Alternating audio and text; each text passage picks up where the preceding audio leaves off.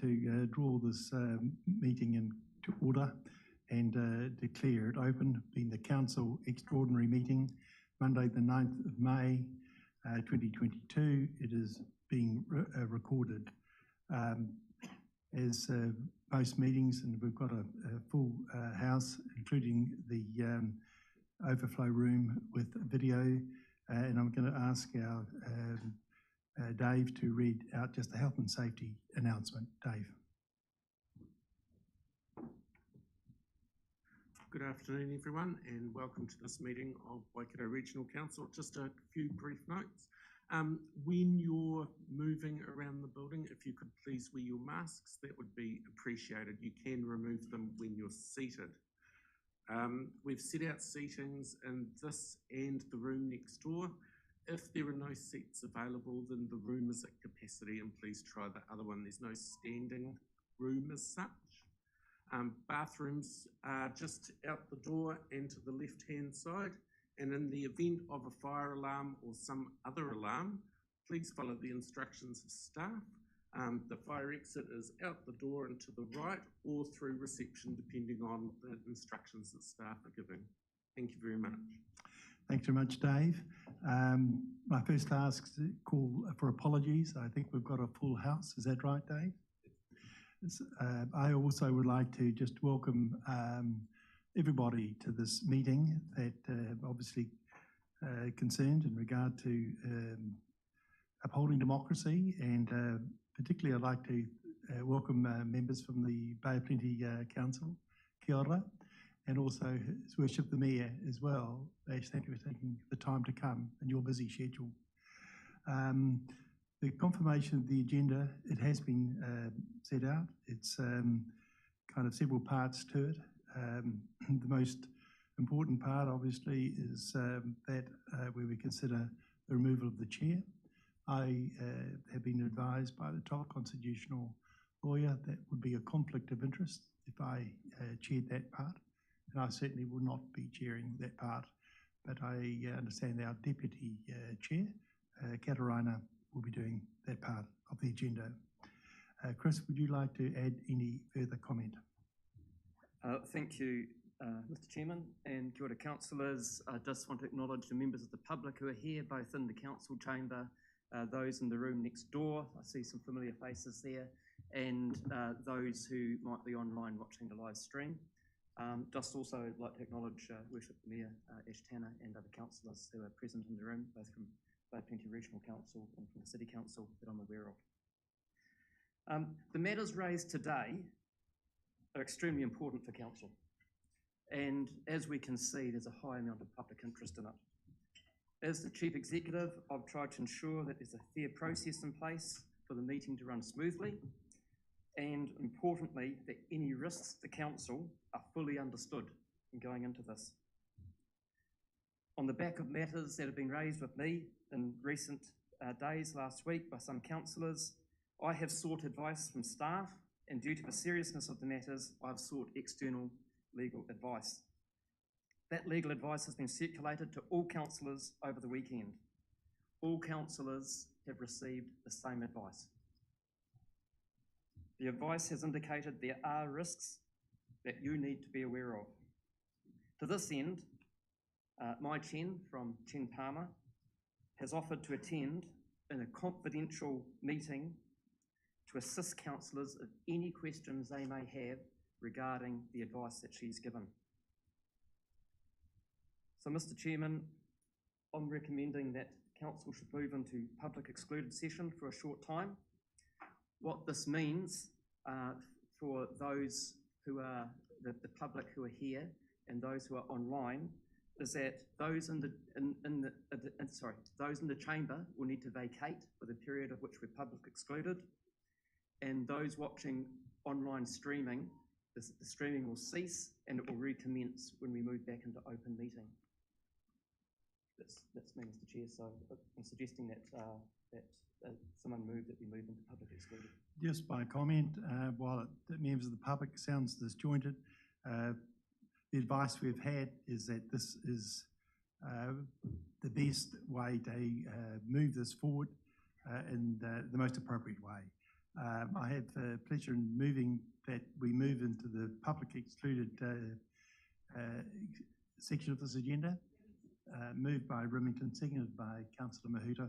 All those in favour, please say aye. Those against, it's carried. We now move into the publicly excluded.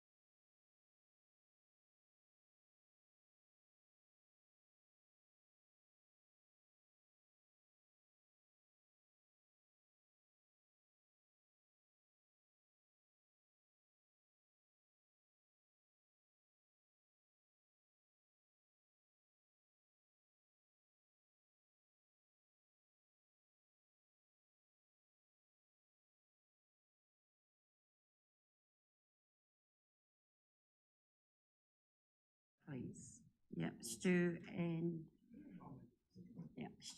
Fred. Okay, you were saying, are we going to open up for everybody to come in before we go into disclosure of interest? Yes. So as soon as everybody's in, the next agenda item is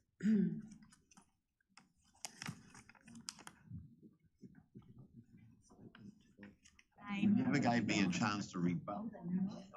It is nonsense. They really slagged me off. Third world country, and of course Jacinda's tried to do away with.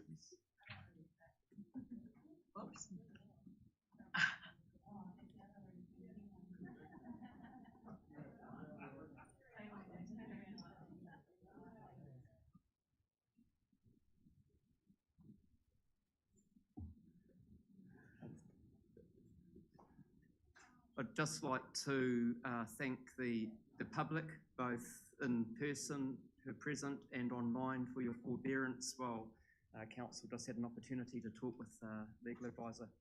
And I'd just like to, you might have noticed one difference, and that's Ross Remington has chosen to step aside and let Kataraina chair the rest of the meeting at this point. So thanks, Kataraina. Kataraina Hodge. Kia ora koutou. I'm Kataraina Hodge, Deputy Chair. I'm also the councillor for the Māori seat, Ngā Taikiuta. So welcome to today's hui, and we are going to go straight into business.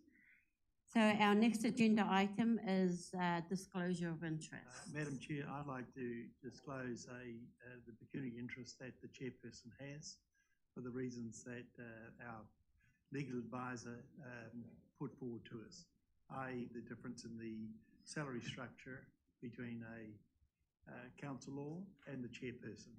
I therefore declare that as a conflict at this meeting. Thank you. Noted.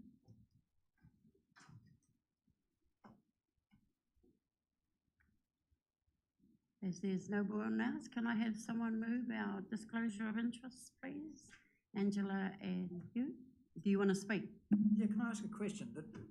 Is Councillor Remington has got a conflict of interest as chair, which is my understanding, but he doesn't have a conflict of interest as far as the meeting is concerned. I don't think he's got any conflict to declare for the meeting, which is why he stood down. Okay, so the question wasn't asked of the lawyer, so Chris? The comment I'd make is that Councillor Remington, as the Chairperson of Council, has chosen to stand aside, if I understand that correctly, for the remainder of this meeting. As the Chairman of the meeting. He is still at this stage the Chairperson, the Chairman of this Council. Yes. So does that mean he's still entitled to have discussions and voting? But you'd need to ask Councillor Remington if he is still choosing to be involved in discussion and vote.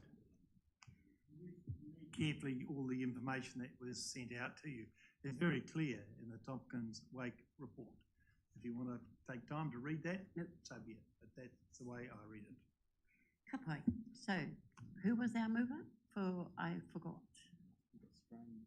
Strange, and I thought it was you, Matua, but you were pushing your button. Okay. Item 4. This is around deputations. We have two gentlemen who have been given the opportunity to be deputations today. I don't know them, I can't see who they are, but there are some rules I'm going to lay out to the both of you. Right, kia ora koutou, kia ora kōrua. And you there's some rules I'm going to lay out to you. You choose to accept and keep speaking even though I've laid out the rules. And they are, first and foremost, I believe you two are here in a private capacity.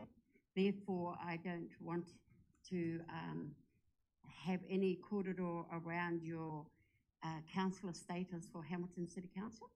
that is absolutely not going to be accepted today. You are also unable to criticise any of our elected members or our staff. You're also not to speak on the same issue that the person has before you. I know I'm repeating things you know, but it's always good for everybody else to hear. You also, the matter is subject to legal proceedings. Should you go outside these rules, I'm trying to speak to.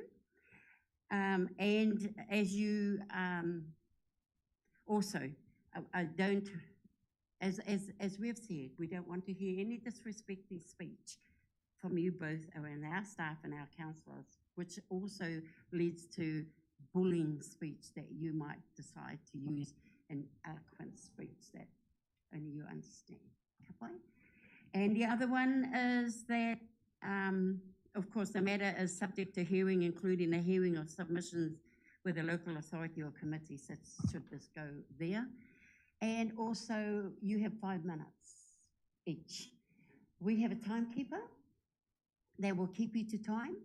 I will disrupt you if I believe that your corridor is going outside the realm of my understanding why you are here. So, first one up, I believe, is you choose. Introduce yourself as you go along. Through the chair, just one question, procedural question. Yes. Will we be taking questions of the deputation, yes or no, at this point, rather than hanging it out at the end? So also, I'm not going to open the floor to questions after, because this is about you, from my perspective as chair, giving a corridor, as I've said, around what you want to do. I don't want the floor open to questions. Absolutely. Ka pai tēnā? Ka pai. Ka pai. Ka. Ready? Start the clock. Tēnā koutou katoa, ko mani atoto te ukaipo, ko taeri te awa, ko orangapai te maunga, ke ngā te Pākehā te iwi, ko kirikiri roa te tūranga waiwai, ko Mark Bunting taku ingoa. I am not here to stick my nose into your business, but I'm very grateful for your time. I appreciate that this is an awkward and a sensitive day, and so the fact that you have allowed us to speak today speaks volumes, so kia ora to that. So I'm not here to stick my nose into your business, but I am here to perhaps help your business today from putting a big old stain on my business, and that is local leadership. I personally believe that today could be a grave mistake, but out of every crisis comes opportunity. You as a group have the opportunity to have what some may consider a wee political win, but one that comes with a bigger community cost than I think a lot of us realise.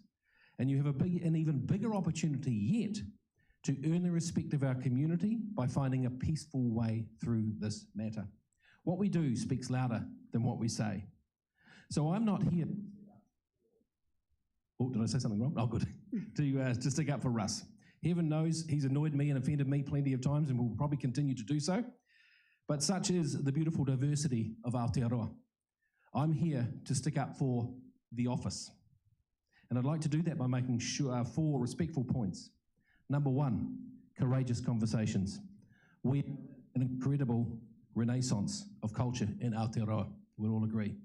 This term, this community has dealt with statues being ripped out, Māori representation, arts policies, procurement policies, Heipo Mana Ora, transport mode shift, all under the cover of COVID.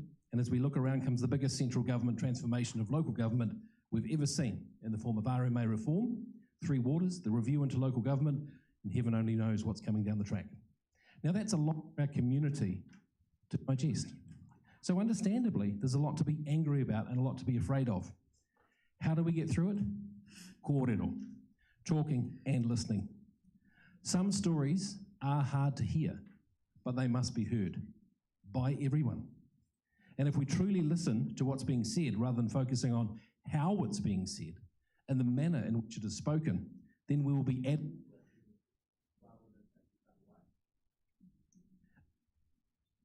Not now. Elections come in 5 months. Unfortunately, this is the headline. You and this group have done. This is the headline. This could be our legacy. This is what will get reported. Is this what you want to be?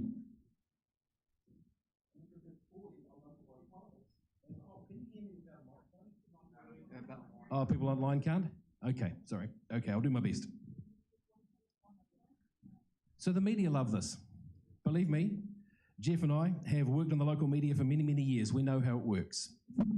And we are all working very, very hard as a collective to bring respect to local leadership. Believe me, I work with some people I don't like very much either, but we've got to do it. We have to do it. And I can have a crack at the next elections at making a difference then. Jeff's come out and said he's going for mayor. Heck, I might even have a go myself. We're allowed to do that. That's absolutely fine. To my mind, that is the time and place. Finally, think about your whakapapa. Some of you wanting to take this action are second and third generation in this game. Some of you come from tūpuna, who've done incredible things for this place. Some of you have tūhanga, who will look back on what you did for this place and hopefully will be proud to walk in your footprints. Some of you have been here for a long time. Some of you are here for the first time and you're doing great things. What do you want to be remembered for? Do you really want to be famous for not liking what was said, so you got the numbers and you rolled the boss 5 months before an election? What you do speaks louder than what you say. So with that little tut, tut, tut, I will remove my nose from your business, invite you all to stick your nose into my business when I am erring and you think I'm making a mistake, because that's what mates do in the Waikato. That's how we support each other. So I wish you and us all the very best in your decision making today. Please take it extremely seriously. It affects all of us. Nō rero. Tēnā koutou, tēnā koutou, tēnā koutou katoa. Ngā mihi nui. Good. Thank you. If.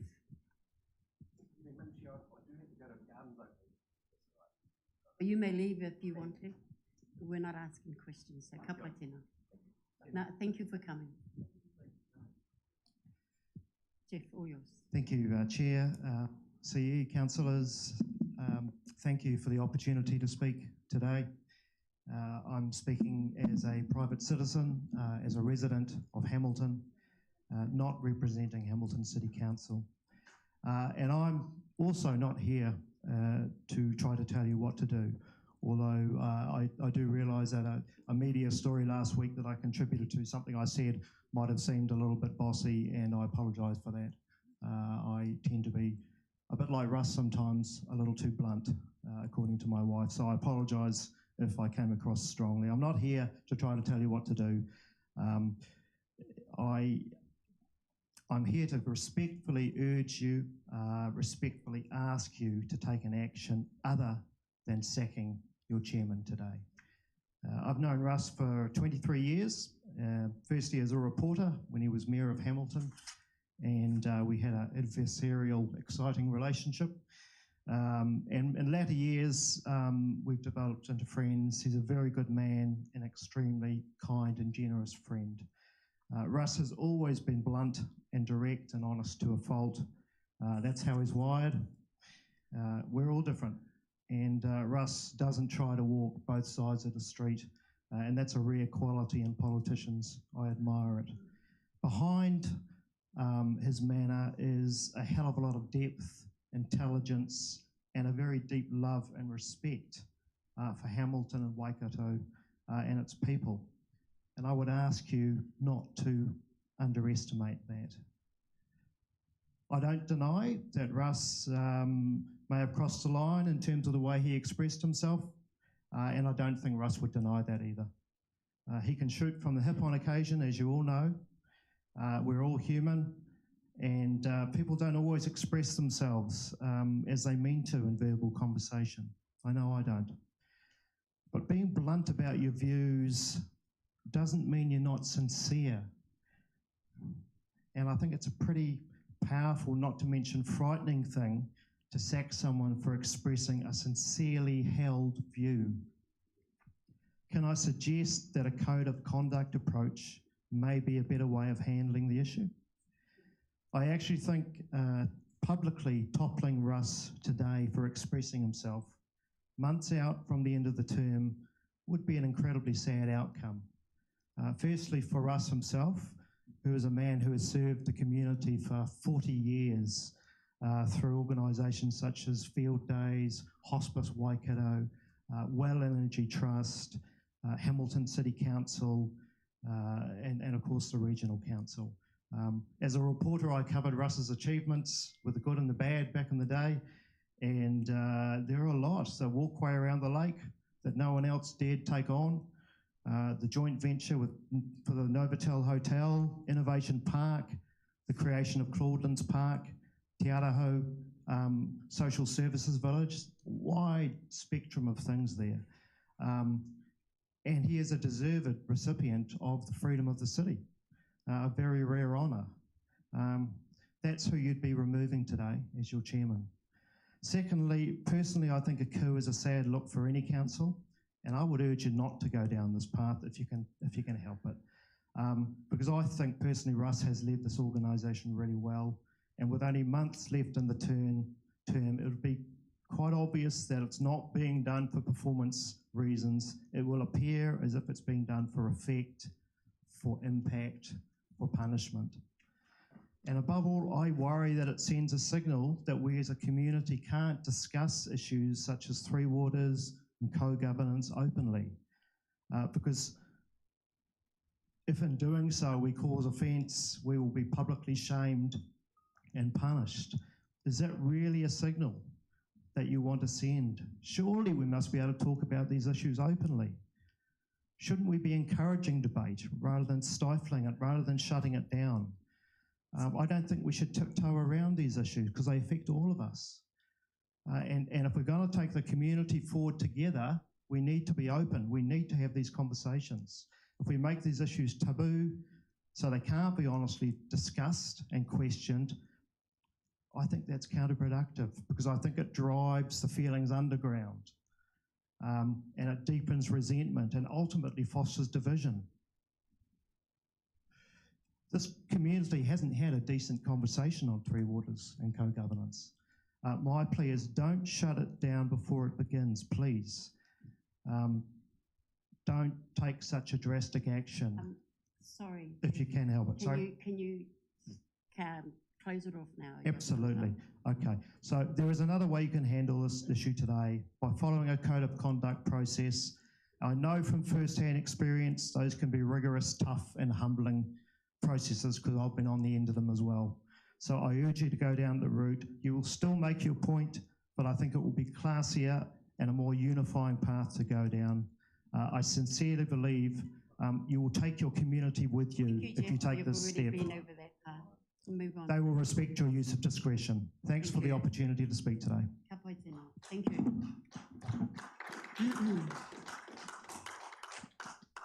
We're going to do recommendations because I'm not having questions. So the first recommendation, they're up on somewhere. Yeah. Very much. So can I have someone move the report? In a second.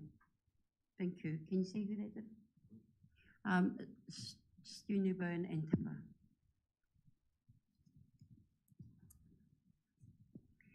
We're on to item 5. And item 5 is the requisition for the removal of the chair. So, Chris? Madam Chair, I made some comments at the outset that this is a very serious and important matter of high public interest. I don't believe I need to make any other comments. Marley might make some, but I think it would probably be important that you outline how you intend to run this session. Marley? Kia ora tātou. Thank you, Chris, and through you, Madam Chair. Just very quickly, my role today is to assist Council through the process, and I might take more time than I typically would, given the significance of the matters before us today and also the public interest, so please bear with me. Just to set a bit of context, have I got the right slide up? Let me just go to the appropriate place in the presentation. Here we go. So addressing the requisition for the removal of chairperson, just some comments. The requisitions that are attached to the report and circulated within your agenda were delivered to the Chief Executive on the 17th of April, and they call for an extraordinary meeting of Council to deal with matters associated with the role of the Chair. The power to remove a chairperson is prescribed in Clause 18, Schedule 7 of the Local Government Act. I won't repeat exactly what is within that Act, but I will say that the requisitions that were received back on the 17th do meet the requirements of that particular clause in the legislation. I also think it's important to identify or to emphasise that additional process actions required by that particular clause have been completed prior to the meeting, and these include notification to the elected members no less than 14 days prior to the meeting, also public notification of today's meeting, and then lastly, making sure our agenda is available within the required timeframe. So we've met all of the requirements of the Act. As for the process today, I have outlined up on the slide as well as within the agenda the process for the meeting. And so, in summary, standing orders will apply, and the process by which the matter will be dealt with is up on the slide and in the agenda. So the chairperson will call for a mover and a seconder for the motion. Each member will be given the opportunity to speak to that motion. And just as a suggestion, rather than taking or using our usual system of hitting the button and using the light, in order to maintain order today, just a suggestion for the chair, you might want to consider just taking or giving the opportunity for members to make their comment in order of as they're sitting around the table. And of course, the mover and seconder do have the opportunity for a right of reply at the end, 5 minutes max each time the individuals talk today. And once, the other thing that I wanted to emphasise as well, to make it very clear, is that the motion on the table is the motion to remove the chair. That's what we must deal with first, because that is what is within the requisition. So if it isn't clear to you in the report, that is what we're considering first up. The chairperson will put the motion once everybody's had the opportunity to have their say, and the resolution carries if a majority votes in favour. And so for us here at the Regional Council, that means 8 elected members. I'll leave it there, Madam Chair, and take any questions before handing back to you to call for a mover and a seconder. Questions, Somali? On the screen. I'll stop sharing my screen so that Dave can put up the resolution.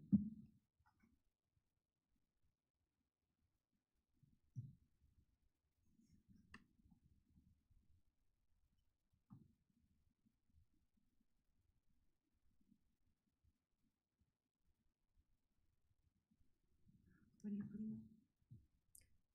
So if there aren't any further questions, then I'll hand back to the chairperson to call for a mover and a seconder. Yes. Is the motion up?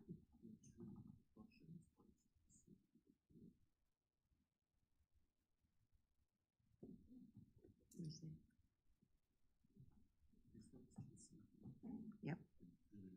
It's not up on the screen. It's not on the screen, Dave. You've got the wrong ones up.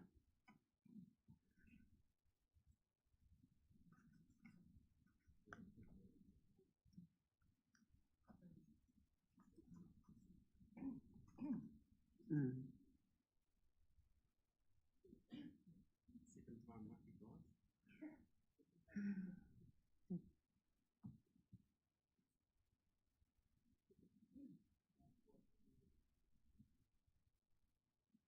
So the first motion is to, okay, so we're going straight into this.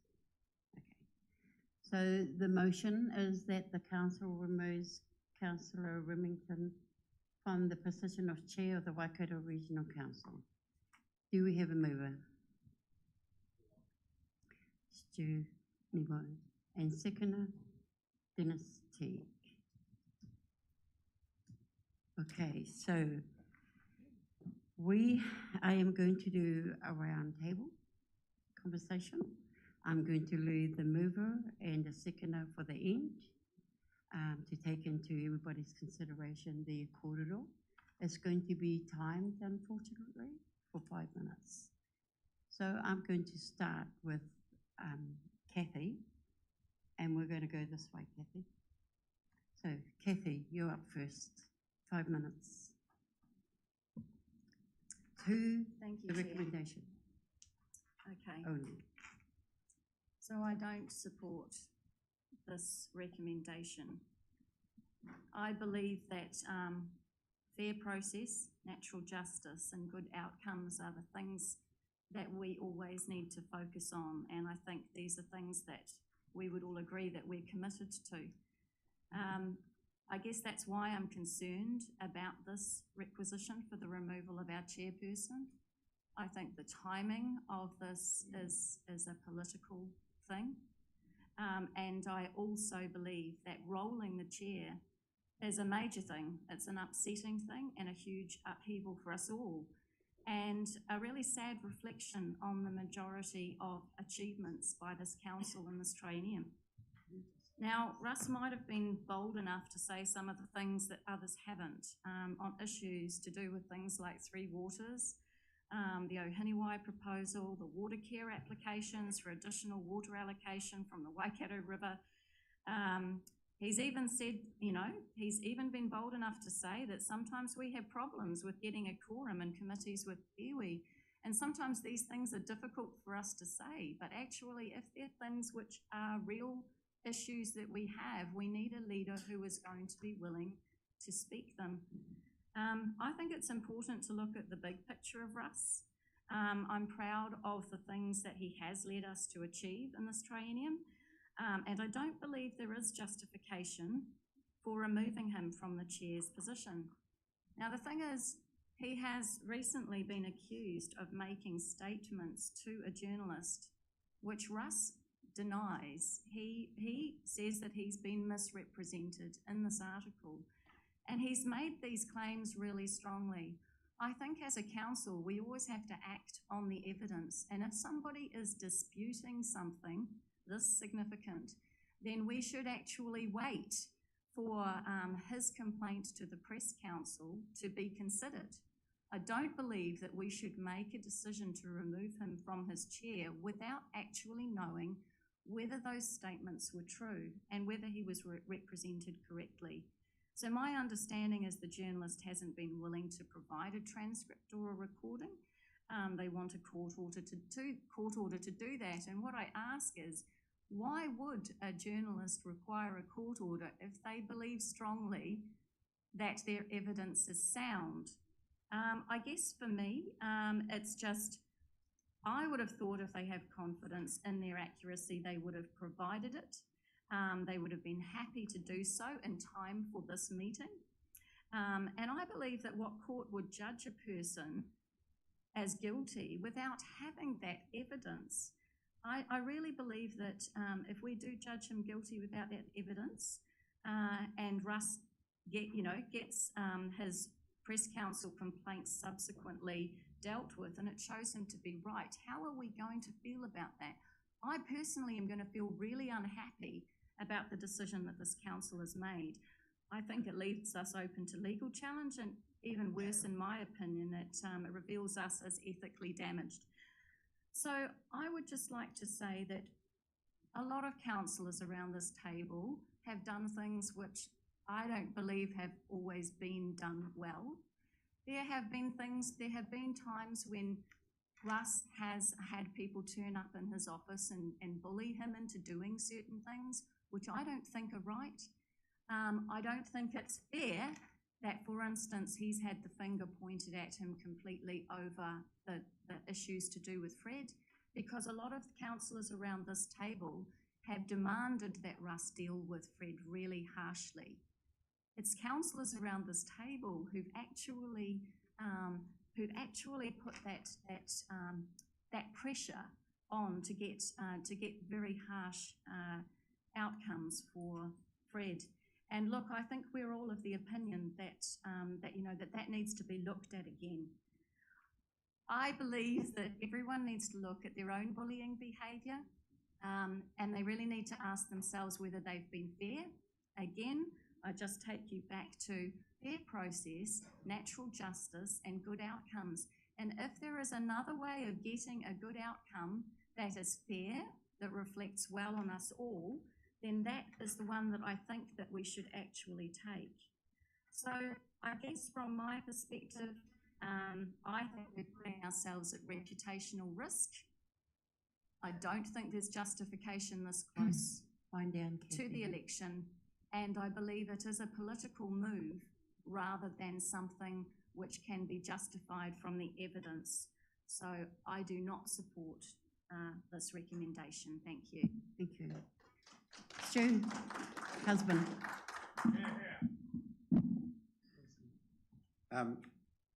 Madam Chair, I do not support this motion. I'd just like to welcome everyone for coming. Freedom of speech and democracy. I attended an Anzac Day parade in Tikawara this year and listened to the kaumātua talk about pride in the Māori battalion and all the Anzacs who served and fought for their country and for freedom of speech and democracy. When I try to relate this to today, when we're doing here is the complete opposite of everything he spoke to, and silencing a community whose representatives spoke their views, the community's views. This is like shooting the messenger. How else is the chair or any councillor supposed to get their point across if he doesn't voice it? Isn't that our job as councillors? Is that our job? Misquoted by the media. I too have been in a position where my actions have been misconstrued by the media in the past. When I was in the fire brigade, I was on the front page of the Gisborne Herald, smiling after attending a house fire where the occupants had died. I was not smiling at the event. It was a very horrific event, but I was more smiling at a fire safety officer that passed me at the time. But that didn't matter. The headline read, "Firefighters have fun whilst children die." In this instant, there is no actual evidence. This is the second thing I'm talking about. The chair, of what the chair said, the tape hasn't been provided as far as I know. He has a complaint in with the Press Council that has still not been heard yet and hasn't come back, hasn't been resolved. So, in my opinion, today is nothing more than a kangaroo court. Therefore, he is being judged without any evidence and is certainly not being treated as innocent until proven guilty. Manipulation in politics. In my first triennium, I was in a position where I was convinced I was doing the right thing when senior councillors talked to me about taking the chair of catchment from Stu Kneebone. They had played to my naivety that Stu was not doing a good job and that I was the man for the job. And I followed along. In hindsight, and with 9 years under my belt, I know this was not the right course of action, and I have felt both ashamed and guilty of ever being manipulated by silk-tongued politicians. Stu has his chair back, and rightly so. The guilt and the tapu that come that day, I couldn't live with. It is my hope that my first triennium colleagues here today aren't in a similar position and aren't being manipulated by political gains and power struggles and personal agendas. In summary, I'm extremely disappointed we cannot work as a team. And we are here today to try and remove an experienced person from his position. The chair has conducted himself through a difficult triennium with COVID and a load of politically charged agendas, which needed to be debated without repercussions. We should be supporting each other through these discussions, not alienating opinions. I've been here before in a council who wanted to remove the chair. And it was decided, even though we had the 8 signatures to remove Paula Southgate, that we wouldn't do it. It was a wiser, smarter decision for the leadership of this council not to do it, but we had the 8 signatures to remove her over Healthy Rivers. What happens in council is a reflection on all of us, and we run the risk of looking like a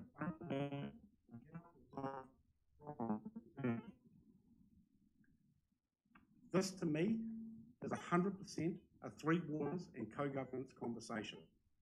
The chair gave his community view, speaking against government mandates as per his job, and should not pay the ultimate price because others disagree with him. This is not freedom of speech. Thank you.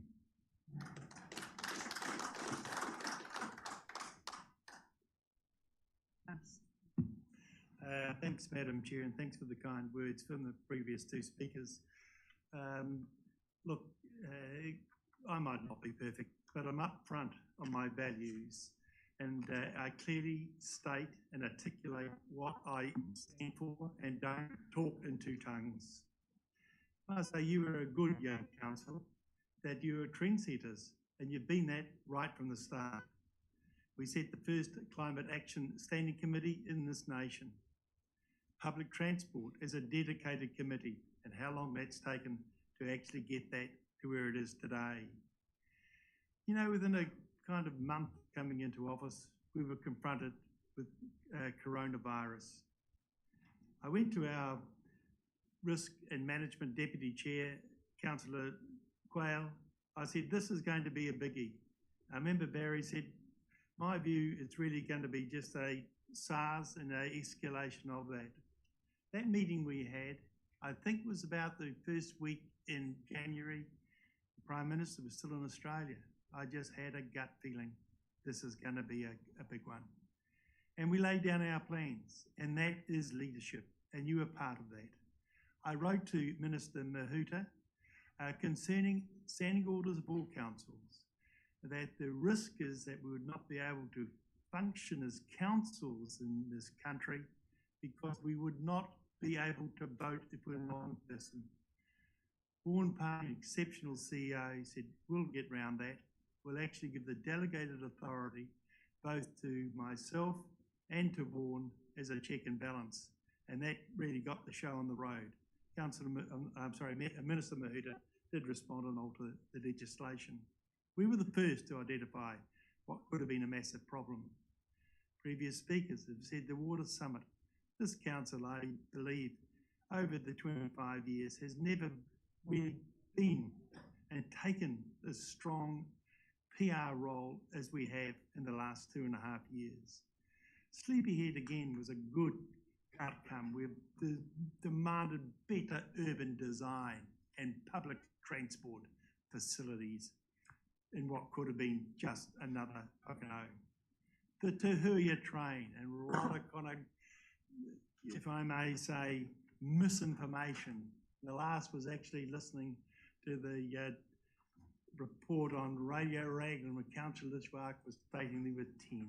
There's 400 in the day, and it's going to be a great success. And I, with others, have led the charge, particularly Councillor Burko, but you've all supported it. You've made the call. Most of those meetings we've had, even when the going got tough, are unanimous. We employed a new CEO in this time, just in 2.5 years, and we got a cracker. He and we merged 6 campuses together. Reboot could have been a multi-million-dollar blowout. I can't take credit that it's not a multi-million-dollar blowout, but I was certainly the chairman, and if it was a multi-million-dollar blowout, I know it would be on the end of the media haranguing. New build, right in the middle of COVID, we developed the 10-year plan. Couple I can see sitting on the other side, didn't even bother to turn up. We got section 33, groundbreaking. Councillor Lishwak went there and got the video, got the tape recording for naughty reasons, but it was groundbreaking again. And Minister David Parker, how thrilled he was that we had the strength to actually be the first in this country. And we got a great award at the Solgum Awards. I think it was this year. They all merged into one for me. We have had a weakness in this council, and it was Councillor Lishwak, to be blunt, where he's played to a different beat. And you text me, Utu, and I suspect it might be going to be served today. But I've done it for the right reasons, because I've seen so many councils in this country being absolutely destroyed, and one would be an example close to here of Tauranga, of where you've got commissioners. What a sad state of affairs, where you have non-elected people running your council. And after this election, they're going to continue on. And I believe this council, unless it was a strong leadership that I exercised, could have gone down the same path, because I've watched with dismay at the previous chair and the problems as he struggled with. The very first CIRC meeting I had, the CEO was nearly in tears, Mr. Vaughan Payne. Councillor Remington, your time's nearly up. Can you wind your korero down, please? I haven't started. Then you need to move on. We have to move to the next person. And then Councillor Story comes in tears. When we've actually took it to Councillor Litchmark, I've kept your council every step of the way. And the first, probably the only mistake, is Three Waters, because I felt passionate about it. I was chairperson of Well Energy Trust, and yesterday they announced $120 million into our community. And what is probably the biggest thing I find to get the head around is where the government promised to consult for Three Waters, or opt in and opt out. Councillor Remington, I'm sorry, I'm going to have to stop you now. You've got more time than anybody else so far. Well, I think I should. So I'm going to have to move to the person next to you. All good. Thank you for your the opportunity to speak. Thank you. Pamela, and then Councillor Story. Kia ora, Madam Chair. Since the resign or be rolled request was made by Councillor McPherson, Litchwork, Nicol, Strange, Kneebone, Teg, Mahuta, and Hodge, I've had a number of conversations with constituents, and the overwhelming response to this extraordinary meeting has been, is there no more important matters for Waikato Regional Council to attend to? When you talk about the avalanche of regulations and the possible impacts on the region, is rolling the chair the decision that warrants the resources of WRC? Is this how council uses ratepayer money? Don't you have anything better to do? For me personally, I agree with that. However, it seems that the 8 councillors I mentioned earlier don't feel that this is a waste of time, energy, and resources. Those 8 councillors appear to think that this debate right here, whether or not Chair Russ should remain the chair for the next 4.5 months before the next election, somehow sits at the heart of making a better Waikato. I strongly disagree with their position. However, here we are using time, energy, and resources and ratepayer money debating this matter. So my question is, on what basis is there a call to roll the chair? What evidence is there? What evidence is there that we should lose complete faith in his ability to see us through the end of this triennium? Issues of last year were dealt with at our December 2021 meeting. So those issues, to my mind, are no longer up for debate. Unlike Councillor Litchwork, who for well over a year has repeatedly refused to abide by the decision of council, Chair Russ has. He's made apologies, and he's actively engaged with Te Tiriti training that's been made available to all of us. If there's new evidence of significant wrongdoing by the chair, I'd like to hear it. And in my view, it would need to be very significant to warrant the time, energy, and resources to call an extraordinary meeting of council. I've not been provided with any of that ahead of this meeting. Councillor McPherson was quoted in the News Talk ZB article as wanting Chair Russ moved as chair not due to one single thing, but a, quote, whole range of matters. What are these matters? What is Councillor McPherson referring to exactly? If there is a whole range of matters, why have councillors not been informed? Why hasn't this information been forthcoming prior to this meeting? If Councillor McPherson is referring to the newsroom article, could the chair have been more thoughtful and diplomatic in some of the words he's quoted to have used? Yes. But was he expressing a viewpoint that is shared by a significant number of constituents with regards to Three Waters? Russ is quoted as saying, quote, "I think it would be disproportionate and I don't think it's the will of the people," end quote. I believe Chair Russ was articulating the questions and comments of many constituents regarding the Three Waters proposal. Certainly his statements echo the positions expressed by many constituents that have spoken with me about the reforms. In our own official position on Three Waters that was adopted in September 2021, the majority view was that, quote, "It is clear the wider community has had little opportunity to understand the proposals," that, quote, "questions remain about whether the proposed model is the right one," and we urged, quote, "further community consultation." Our agreed view as council is that there has been insufficient consultation and there is a lack of understanding as to the impact of the proposed model. Is that not what Chair Russ was expressing? Personally, given Councillor McPherson's self-professed commitment to rooting out all inefficiencies and any waste of ratepayer money, I'm surprised that he has spearheaded this motion. I'm unclear as to how Councillor McPherson views this use of resources this close to an election as serving the betterment of the region. Personally, I don't see today's meeting as productive for the Waikato region. In fact, I think, if anything, it brings this entire council into disrepute. It's interesting to me that at the LGNZ Zone 2 meeting on the 25th of March of this year, when a mayor of the Zone 2 TLA labeled the Waikato Regional Council as dysfunctional, Councillor Nichols spoke up to defend the council as anything but dysfunctional. And yet less than 3 weeks later, she not only signed, but as I understand it, personally presented, alongside Councillor McPherson, the letter calling for Chair Russ to resign or be rolled. I believe that we have been a functional council. Look at what we've accomplished under Chair Russ. And Chair Russ listed a number of them, including our response to COVID-19, our historic and award-winning Section 33 transfer to Ngāti Wharetoa, the establishment of the Climate Action Committee, the Regional Connections Committee, securing shovel-ready projects, financial support to help address the impact of koi carp, launching the Tuhuia, the Climate Change Roadmap Discussion document. Councillor Story, you need to wind down your time. I believe we've accomplished quite a lot. I believe we have been very functional up until today. I'd argue that there are many more important things that require our attention, and this is not one of them. I will not vote in support of a motion that would validate this organization and this council as dysfunctional, and I will not support a motion that distracts this organization from its higher calling, that of ensuring a better Waikato for generations to come. Thank you, Madam Chair. Kia ora, Councillor Story. Councillor Crowe. Thank you, Chair. Russ, you'll know that I didn't support you for being appointed as chair. However, you set aside my opposition and supported me as chair of finance. And I have enjoyed the relationship of being able to advance a number of things very progressively in conjunction with you.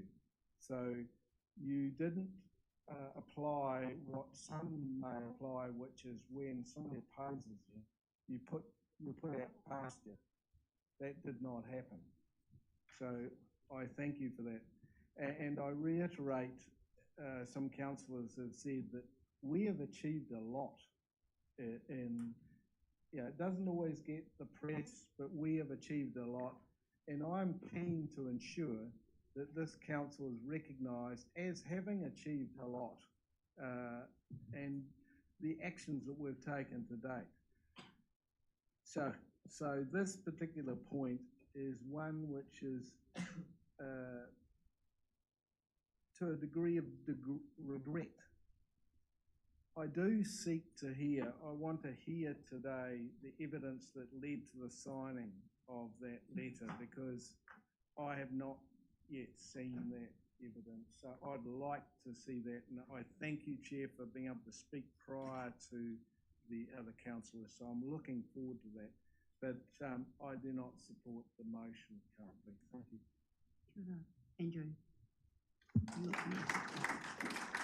You're next because he's the second, so he's like. You've got nothing to add. Jennifer?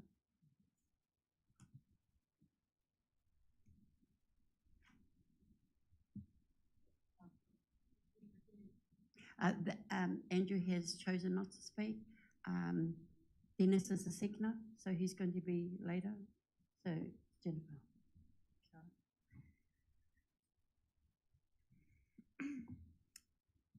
From what's been said already today, it is clear that not everyone understands why we're here today. Ideally, the issue would have been solved internally, but unfortunately that's not the path that's chosen by Russ.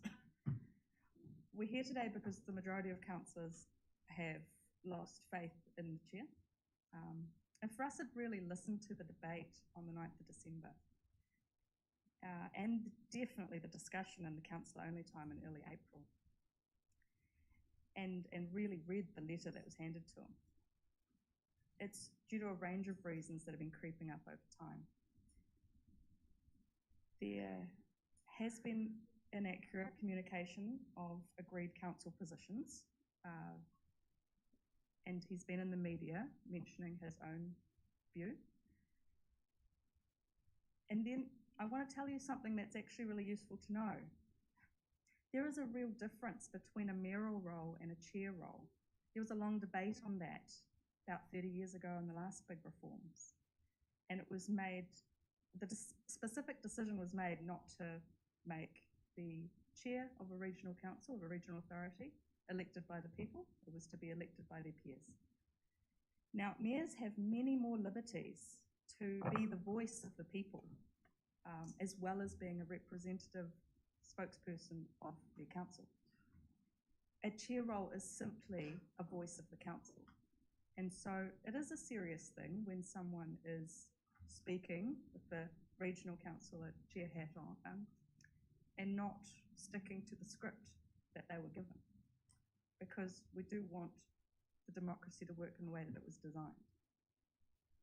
Additionally, there were, or there is still, a culture of complaints and counter complaints and inconsistent and biased handling of some of those. And some of them haven't genuinely been resolved. The culture of complaints hasn't been enjoyable as a first-time councillor. And I thank Pamela Story for raising that I stood up to Mayor Alan Sanson when he attacked our council, saying we were politically dysfunctional.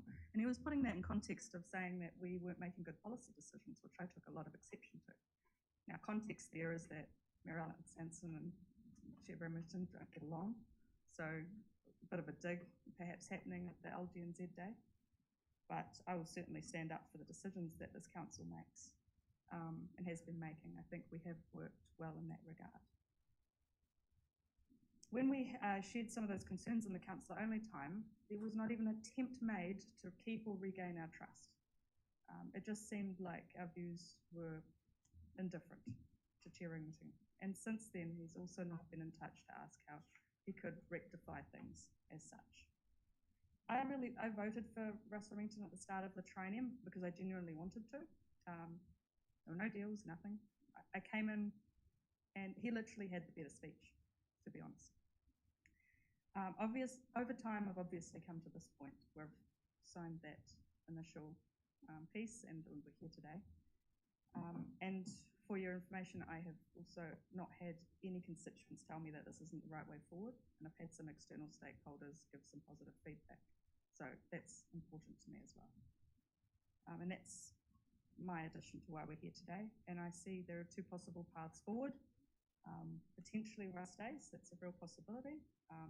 There'll be some discontent continuing. Some people may be more demoralised, but we will all have learned a lot, that's for sure. And the alternative is that we accept that enough people want to change and that we start to resolve some of those long-term issues and rebuild a more positive culture, setting us up well for the next training. Thank you. No?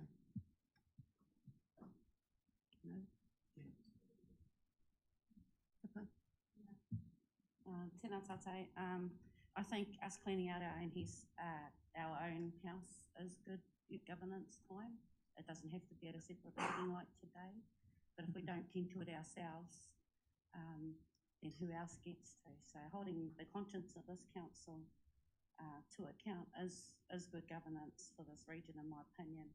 This region started to become more inclusive when I was invited as a member under a brave council who saw co-governance coming. Now we're unwelcomed by the debate. The way the debate is held in this house is not held in the most respectful way I think it could be.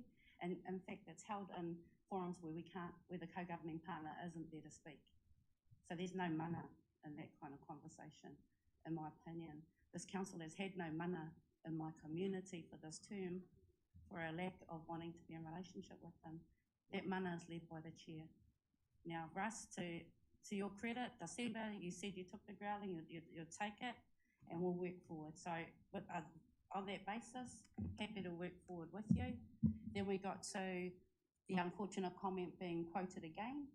And at that meeting, we asked you a ton of questions about how you could reframe it for us so we could still have confidence in you. You refused to. You're more interested in what the media inquiry will give than assuring your councillors who were in a room with you. So again, it's a matter of relationships. I don't doubt your contribution to Hamilton. In fact, I benefit from it. So I thank your long career, and we didn't want it to go this way. That's why we spent so long in that meeting trying to get you to write us a memo that put it in a context so that it didn't go totally outside of what we asked for in December. So that's unfortunate. That's how we get to today. Do I think that you want to chair a council that can have a good co-governance conversation? It hasn't been proven to me to date. We could have had a whole number of different opportunities to have that conversation fully informed though, not just me and Kata batting for the other team. That is not how we discuss co-governance. I accept that all councillors took responsibility for where we got to in December, and all councillors are now trying to, again, become the council for the region. So with respect to your Hamilton contribution and your colleagues that came from Hamilton, no one's denying that. But this is regional government. We've got to make decisions that make sense in Thames, Taupo, and all the other places in the region, not just Hamilton. Noting all the constituents that came today are probably from here as well. So again, everyone wanted to turn this into a Three Waters debate. It wasn't about that. It's about, as you as our leader, are you going to speak for us or speak for yourself? 2 strikes now. You've spoken for yourself. I mean, I don't know what else to say about that, Russ. Do I regard you? Hell yeah, you've made more of a community contribution than a whole lot of these people. But am I going to take pot shots at my fellow colleagues because this opportunity? No. And poor taste, everyone that did. This is another story over here. It's not part of this one. What other delays are being caused by this? We can't finish the coastal plan because not everybody can take part in it that has expertise in it. People are having debates about my community without me in it. So there's a lot to be fixed around here before we can say we're all good. And I would just want to say the gains of this council are because you are also qualified and such apt leaders in your own right. Yeah, because they're all gains in everybody's expertise role. Myself, I didn't vote for Russ. Actually, I stood against him, and I've been maligned for the term, so I'll own that. But that's just me.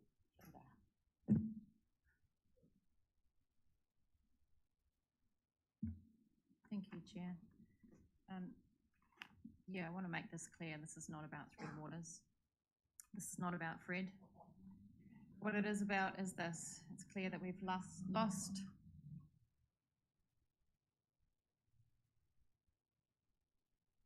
It is clear we have lost trust and confidence in our chair. You were elected by us to represent the majority views of council. We have already had our reputation damaged by personal views that were shared in nationwide forums. At our December meeting, we were clear that the chair's performance needed to lift, and this has not eventuated. When the article came to light on the day of our March full council meeting, there was no mention by Russ on the matter, no attempt to front foot the issue with his colleagues. Weeks went by before this matter was spoken about in council or any time, and our concerns were many and they were not heeded. Now today, this is not something that I have entered into lightly. I've tossed and I've turned and I've lost a lot of sleep. However, we have made good decisions in this triennium, but the culture of our council needs attention, and in my opinion, the culture filters down from the head. Good governance and leading in this space is about doing what's right by everyone who lives in our region. So on this matter, I support the motion. Kia ora. Matua. Who? No, he's a mover.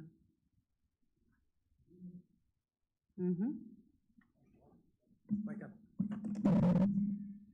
Good afternoon, everybody. My name is Hugh Verco, and I'm opposing the motion. If you ask me why I'm opposing it, I have, this is my last year in local government. I will have done 27 years. And today is the saddest day in all those 27 years that I've been in local government. It is sad because we the council are looking at removing a chair that has done more than my 27 years, who has given everything for the people, for Hamilton City, for people in the region, and has achieved an awful lot that he can be proud of. Why then are we going to tip him out at a little 4 months before the end of the term, when we should be getting to the end of the term and then having a function to celebrate all the years that Russ has given to this community and to thank him for many, many years? I hope they thank me when I finish up in October the 5th or whenever that comes around to being. But instead of that, we're debating whether to chuck him out now. That is totally unfair, uncalled for, and I simply cannot go with it. If I then ask myself, so why is Russ being, or the attempt being made to chuck him out? Is he a racist?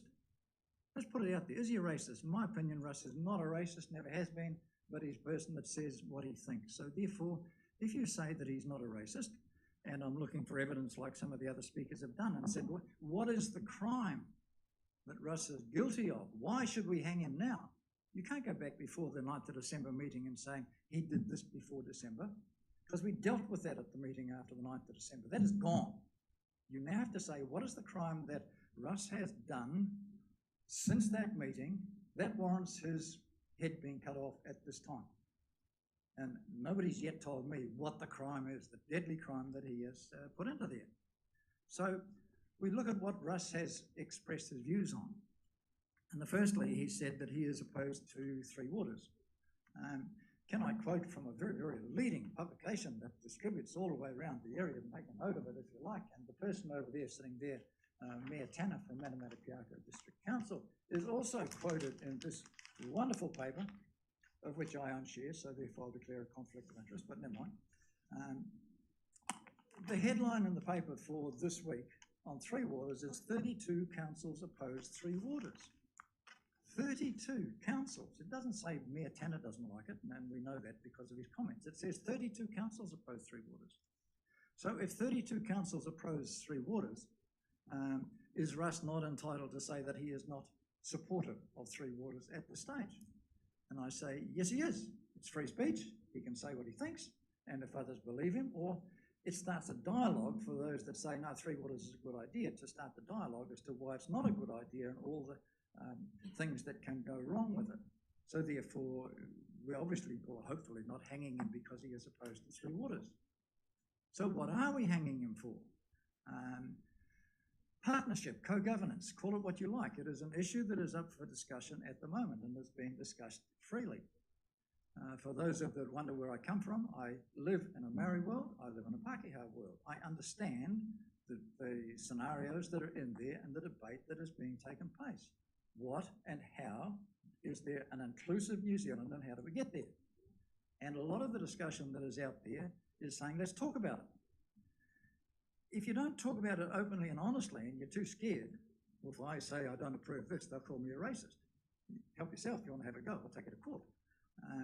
So therefore, let's have the discussion, let's have the debate, let's bring along the community of this country of ours and decide how we are going to manage inclusion of everybody in here.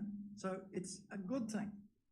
And at the moment, I'm not sure how co-governance, partnership, will work because we haven't had the debate. So let's have but don't hang him because he said he didn't like it at the moment. That's a bit bloody hard. I'll make a couple of comments that was mentioned. There's a difference between a mayor and a chair. When you go back to 1989, when councils were formed up, the reason that the regional council was different is that if you had the chair of the regional council elected at large, they would always, without doubt, come from Hamilton City, because that's where the population is for the region. So to avoid that happening, they said we'll have a different system of electing the chair of a regional council to electing a mayor. That's the only reason, nothing to do with he can't speak for it, because he can speak for the region. He is the chair of the regional council. He is within his right to speak without saying, I must go back and ask everybody else if they agree with me. Yes, he can, he has that right. So to me, it's a very sad day. And if this motion goes through, it will be a sad day. But I also believe in utu, in karma, and I believe that things will come out. Thank you for your time. Kura mata. So, three comments left, myself, and of course our mover and our seconder. I'm going to do mine very short, and probably not say half as much as what everyone else has said. As the deputy chair to Russ, I believed I did a great job with Russ. I believe that, like all chairs, no chair is easy to work with as long as you're the deputy chair. There are things you like and things you don't, and things you don't hang your washing out to do in public. I was quite clear with our chair that I would never ridicule him in public. I will take it into his office and do that. I like to believe I've done that up to date. I'm not going to comment on whether Russ has done a great job or a bad job, because each and every one of us has done a brilliant job as councillors for your constituents. I have a constituency that is absolutely different to half of you, to all of you, except for Tipa. I have a Māori constituency. They only read something once or twice and see the bad in what they read. So I'm not going to sit here and say anything other than the fact that I do have the backing of my constituency in this corridor, and that's all I'm going to say. I was put here by a constituency of Māori, only on the Māori roll. I am not like some of you who have Māori, Pākehā, Indians, whatever on your roll. Mine is either Māori or half Māori. And I have a very, very good relationship with all of them throughout my area. So, as you know, they are my first and only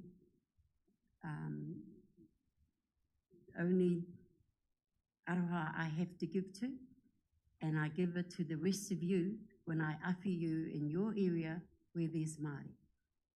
I'd like to go with you so that you have a relationship with the Māori in your constituency. I've always offered that to each and every one of you. So I'm going to vote, and my vote should be enough. It saddens me that we are at this world of such a last time. I was made quite clear by the Roku why I am in this role in the first place. So that's all I have to say. I enjoy my deputy chairship with Russ, but I'm a chair. I've been a chair for a long, long time.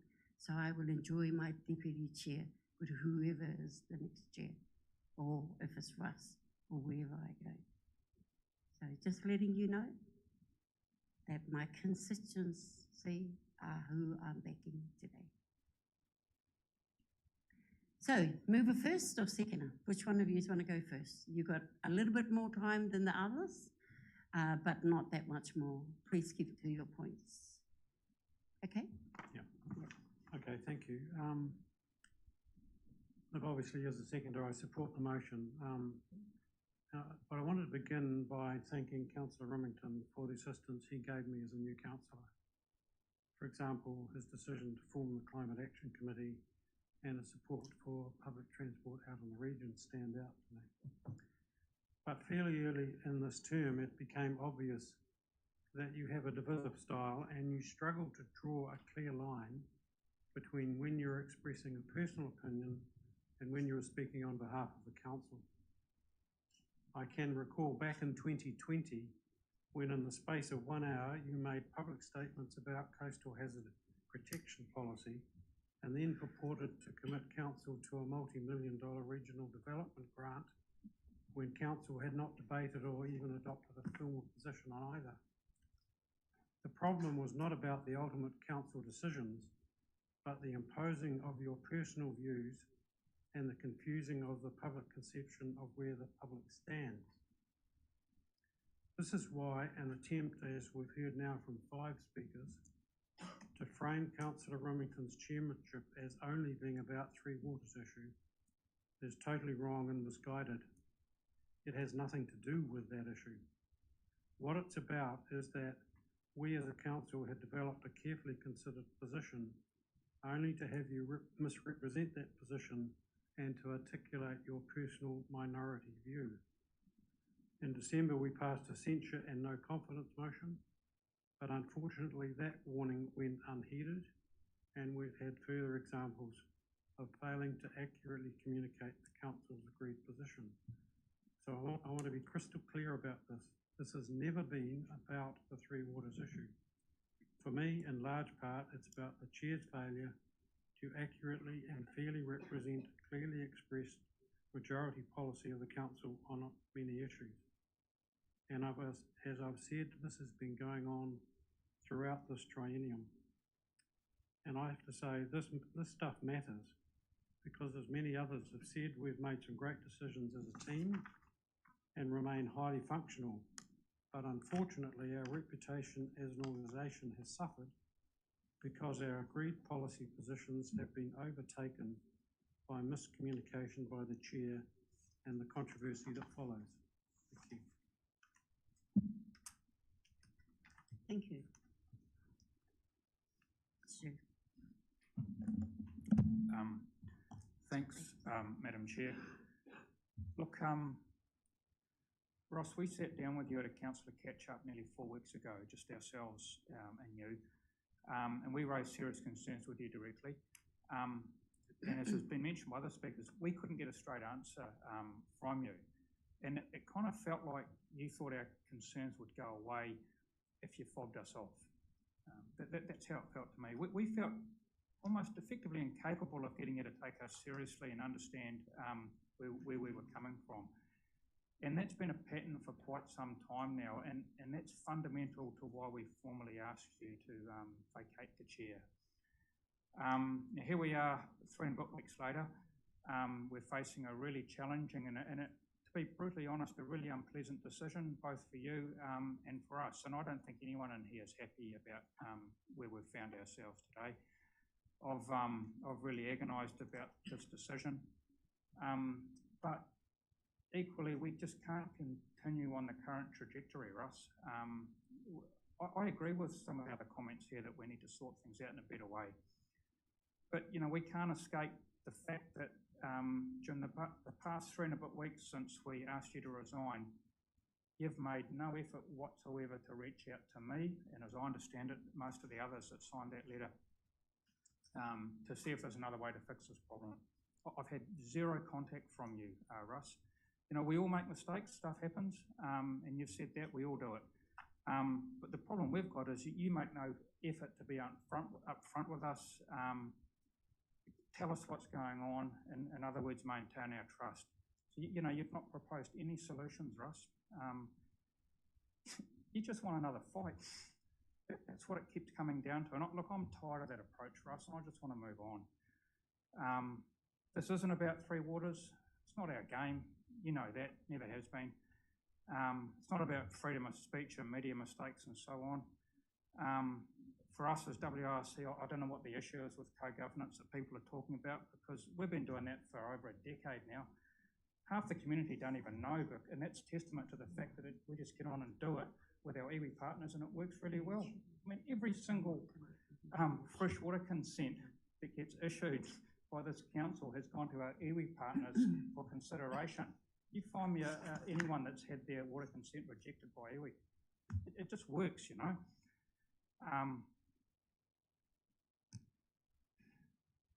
The 9th of December meeting's been mentioned.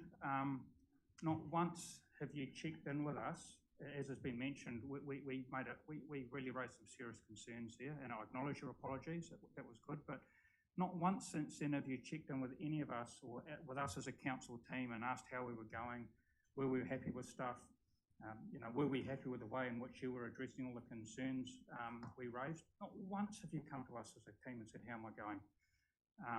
Are we on track to deliver the improvements we asked for? It just feels like you couldn't care less about us as a team, Russ, eh? You demonstrate complete indifference to our views. You haven't once in your talk talked about team culture. All you did was bag Fred.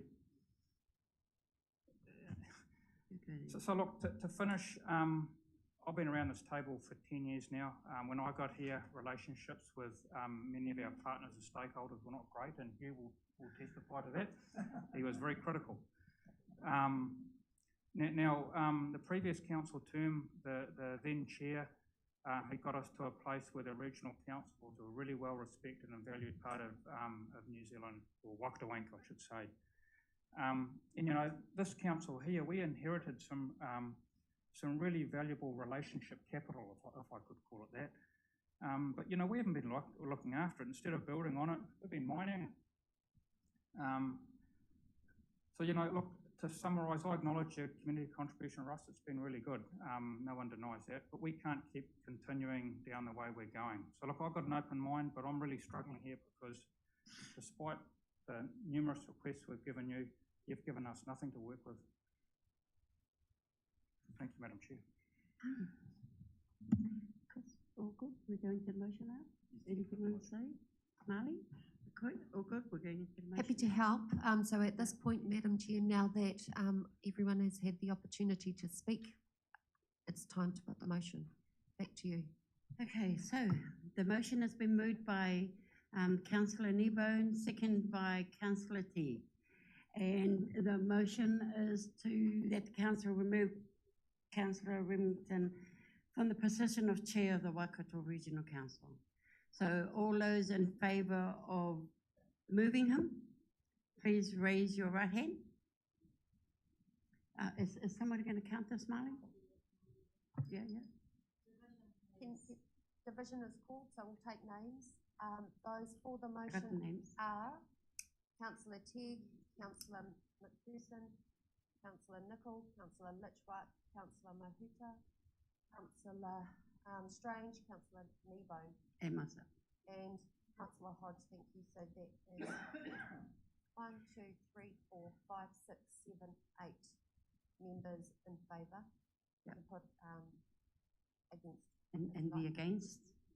Do we need to count them and name them? We do need to name them because a division has been pulled, so I'll pull the names for you, Dave.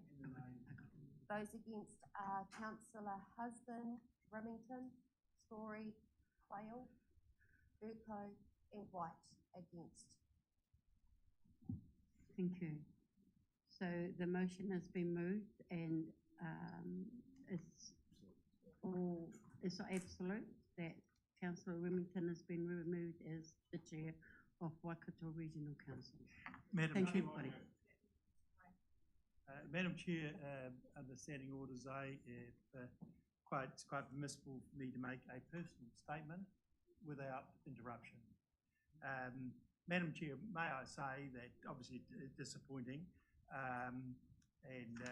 but I just want to say, firstly, thanks to my wife, first time she's been to a political debate in 30 years.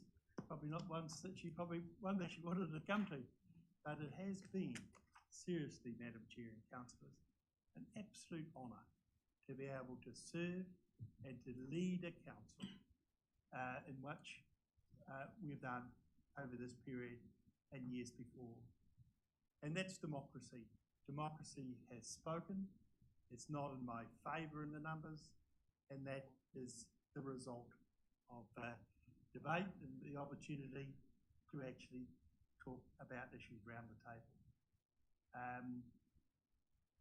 I've got to say, Madam Chair, given our esteemed legal advice, obviously a judicial review will be undertaken, and I'd like to thank, last but not least, the councillors that have supported me and have spoken from the bottom of their hearts today. I greatly appreciate it and always will. Thank you for your kind words. And thank you, Mr. CEO, the impartial way in which you've handled these proceedings. I regret when you didn't even want to have breakfast with me down at the James Cook on Friday, which demonstrated impartiality. And again, the directors that you've employed that really make this place tick. Kia ora, thank you. Thank you, Russ.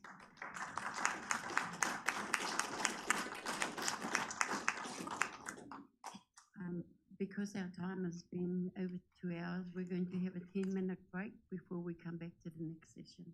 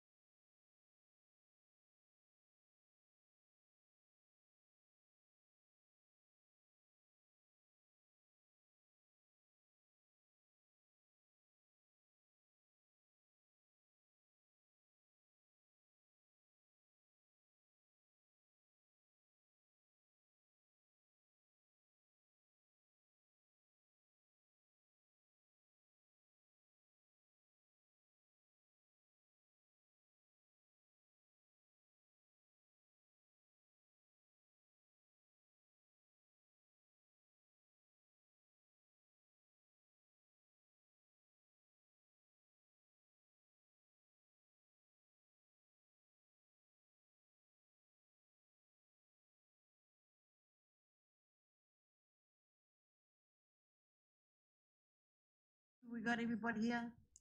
The two koroas are still standing. Inoho, korua. We are now into item 6, and I believe, Marley, you have something to put up. Is that right, Chris? Yes, Madam Chair. So this will be, we need to go through the, look at the requisition for appointment of a new chairperson. And so the first thing that we have to do is look at the voting system. So Marty will take us through the voting system that you might be familiar with from the tronial elections. Kia ora tātou anō. Thank you, CE, and through you, Madam Chair. Before we undertake the process of electing a new chairperson, as our CE has pointed out, we must first determine by resolution one of two systems of voting for election of the position of chair and or deputy chair if necessary. And so a bit of an explanation about System A and System B for voting. First of all, System A allows for a progressive vote requiring election by a majority of voters present and voting, with the person receiving the lowest votes being excluded from further rounds until a majority outcome is reached. Whereas System B provides for election of the person receiving the highest votes in one round of voting only. And so for this system, System B, the person is elected or appointed if he or she receives the most votes in that one round. And so this slide on your screen provides an example of both examples, or systems I should say. In this example, there are 3 nominations received, apple, pear and banana.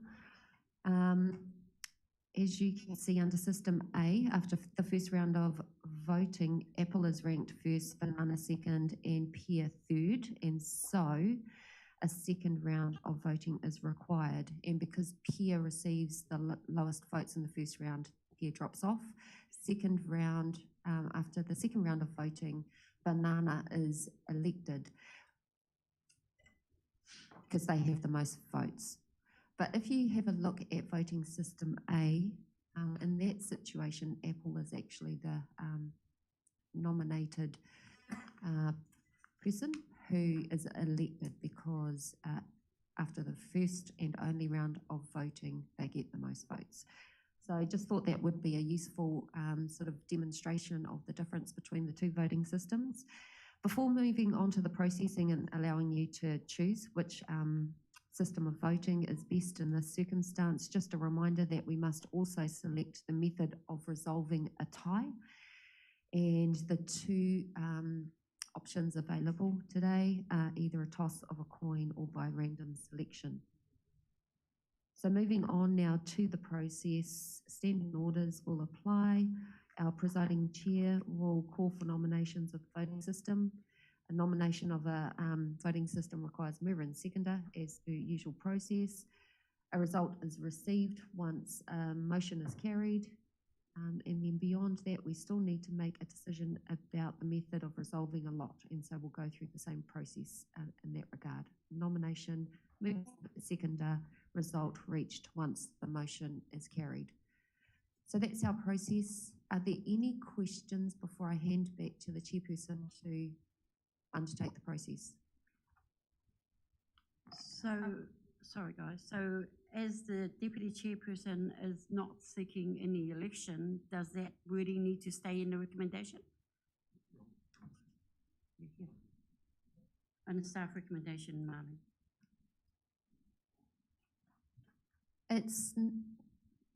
If you are absolutely confident that that's not going to be an outcome, then there's no reason why we cannot just delete that from the resolution. It's not essential that it's removed, because if we don't need to go through the appointment of a deputy, we just won't go there. But yeah, absolutely possible to take it out. So open to questions that Marley has outlined. Anybody? You have a question? Oh, sorry. And no question, but just happy to move the voting system. When you're happy to move 1, 2 and 3 and pages 12. I think we're looking at different screens. No. Yeah, sorry. Yeah, we're in the voting system for the election. Yeah, so we're doing that. Sorry, guys. No, you're right. Yeah, so you still want to move all those out, 1, 2, and 3? Yes. So just to be clear, I would let's, like to move system B. thank you. Okay. So you got that? Second, move Angela and second over here.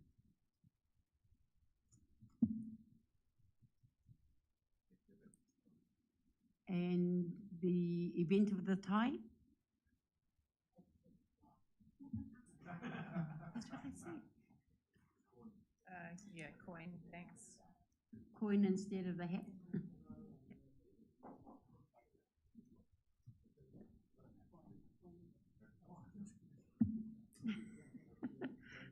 Yep. Okay. All good? So who's moving that last one? Same? Kapai. All those in favour of 1, 2, and 3 with the amendments that are there? Yep. Awesome. Nobody against? Last page 15 is a requisition to appoint a new chairperson. Mali process corridor. Sorry. Thank you, Madam Chair. Just before I start talking about this current process, just to confirm, our voting system is system B, and in the event of a tie, it is a toss of a coin. So that's the decision that has just been taken. Thank you. Now that we are clear on our voting system, Council must now elect one of its members to be the new chairperson of the Waikato Regional Council. As per normal process, standing orders will apply. The process is nominations will be called by the Deputy Chair for the position of Chairperson. All nominations require a mover and a seconder, and they can be any one of our elected members. If more than one nomination is received, of course, we will go through the voting system that was adopted in the previous item. We've said in the report that each nominee will be given up to 10 minutes to speak to their nomination. That's what we've indicated in the report, but of course, the absolute minimum in standing orders is 5 minutes, and so we will allow some discretion for the chair to make a decision about whether it's 5 or 10 minutes for the for each nominee to speak before undertaking voting in accordance with the agreed system. Once the result is received, the chairperson will be declared elected, and the new chairperson will sign the declaration, and our CE will take the new chair through that process. So before we get into taking nominations for the position of chairperson and handing back to our deputy to do that, are there any questions? Questions? Do you have a question, Councillor Remington? No, I've got a nomination. Oh, yeah. You have a question? You have a nomination as well? Okay. Well, I'm going to open the floor for nominations then. Deputy Chair, Madam Chair, I'd like to nominate Councillor Quayle to be Chair of the Waikato Regional Council, and just reminding there will be a judicial review. Seconder? Oh, sorry. I'm happy to second that, Madam Chair. So moved by Councillor Ross Remington and second by Councillor Newbone. Any more nominations? And nominations are closed. Oh, huh? Oh, yeah. Is it all good? Yeah. Second and moved. So, Mr. Quayle, the chair is. Could now I, yours. Madam Chair, just say a couple of things You in want to? support? Yeah. Okay. I know and realise it's late at night, but it is a serious matter. I have pleasure in actually nominating Councillor Quayle, and it's not done lightly. I've worked very closely as president of the Field Days, and it was 16 years Barry was general manager, And with 1,000 volunteers, they also have very strong viewpoints. And Barry worked through those different, there's more kind of politics that can be at field days and around this table. And Barry worked through those and the results were there for all to see. I've observed him particularly in the last 2.5 years as Chairperson of Finance and Deputy Chair of Risk and Audit. And I've found his decision-making and chairmanship impeccable. And more recently, we had an occasion where I had a councillor only catch up. And again, he stood for what the principles and didn't play. He played the game, not the man. Barry will be a very good chair. I repeat, there will be a judicial review. But Barry, I sincerely, from the bottom of my heart, wish you well and have great pleasure in nominating you as Chairperson of Waikato Regional Council. Thank you. So is that right there? That we haven't put the mover and a seconder in? We've got a mover and seconder for the nomination, but we now require one for the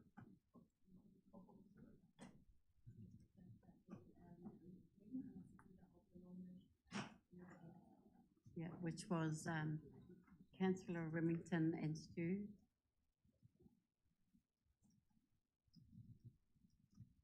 But I'm not going to do it. Yeah. So we have a mover and a seconder for the two recommendations on the wall. Are we all in favour? And those are against? Noted? 3 against. I think there might have been 4. I think that was 1, 2, 3. Who's the fourth? Are you against? No. Councillor Husband. No. 24. Okay, so that's it, isn't it? I know the chair's yours, but before we go, there is. Yes. Sorry, so that was those 2 resolutions were put together. By my count, there were 11 for and 3 against. And so it was carried. Yes, correct. We now need the new to take over. Chairperson, Councillor Quayle, to sign come some forward and to papers. sign the oath. And before that happens, and you'll take off, there is some food in the lounge for us to have a quick cup of tea and that if you want to. You don't have to, but if I use my Māori hat, you're allowed to have raru in here, like your whare tupuna, and then you come out of here, leave your raru behind, and have a cup of tea. That closes off the door from, you know that, Mr. Husband. But I'm not saying you have to stay. I'm saying there is a cup of tea in there. If you want to come and have a cup of tea and leave your raru in the chambers. So congratulations to you, Barry. I'd just like to thank Councillor Hodge for chairing the meeting. Congratulate Councillor Quayle, who's been elected new chairperson, but he does need to read out his declaration. So I'd ask Councillor Quayle to take over the chair seat, read the declaration so I can sign it, and then he will need to close the meeting.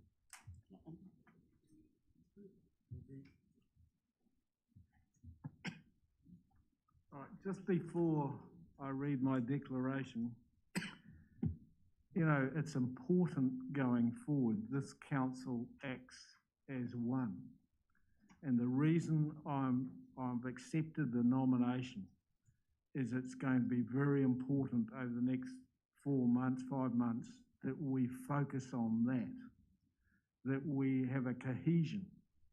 So that's where I'm going forward. I just want to declare one other thing that I'm expecting at the end of May meeting. and I ask all councillors to think about our chair, our former chair, Russ, and I ask councillors to reflect on his contribution and to put testimony and citations together that I want to hear as the first agenda item at the end of May. So it's going to be very important that we act as a council with some cohesion and respect going forward for the great mahi that's been done. So thank you for that. Now I'll read the declaration. Pursuant to Schedule 7, Clause 14 of the Local Government Act, I, Barry Quayle, declare that I will faithfully and impartially and according to the best of my skill and judgment execute and perform in the best interests of the Waikato region the powers, authorities and duties vested in or imposed upon me as a chairperson of the Waikato Regional Council by virtue of the Local Government Act 2002, the Local Government Official Information and Meetings Act 1987, or any other act dated at Hamilton this 9th day of May 2022, and to be signed by Chris.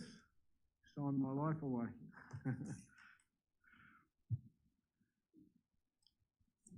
Thank you, Council.